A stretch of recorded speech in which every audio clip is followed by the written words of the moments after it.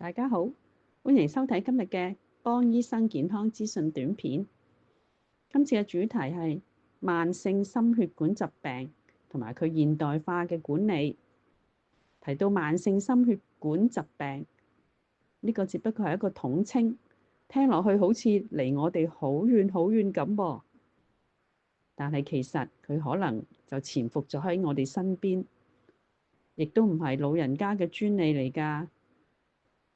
講咗慢性啊嘛，意思佢就會好長時間咁陪住我哋㗎噃。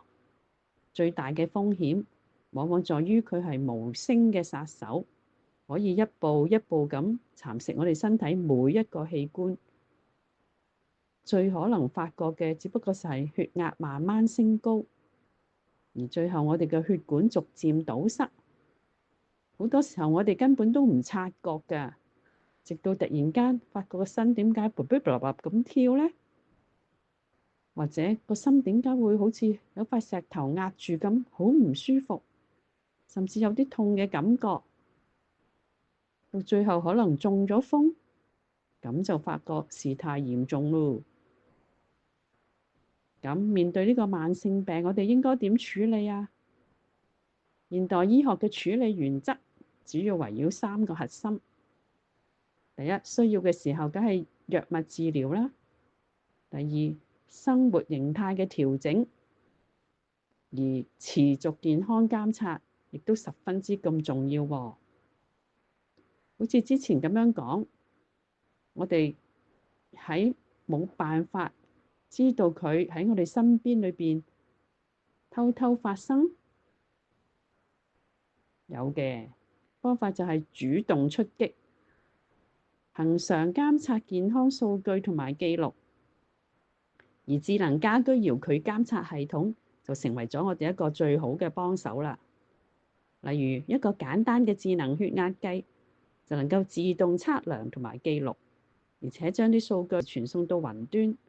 當數據有異常嘅時候，佢就會自動預警。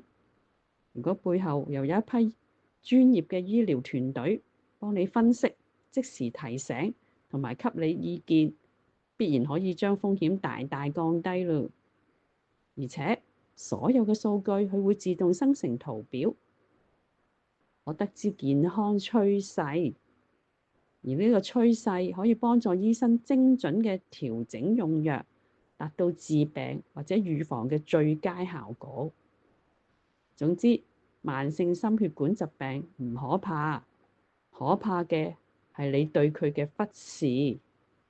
透過智能家居遙距監測技術，我哋唔再係被動嘅等待病情嘅發作，而係要主動出擊，將風險降到最低。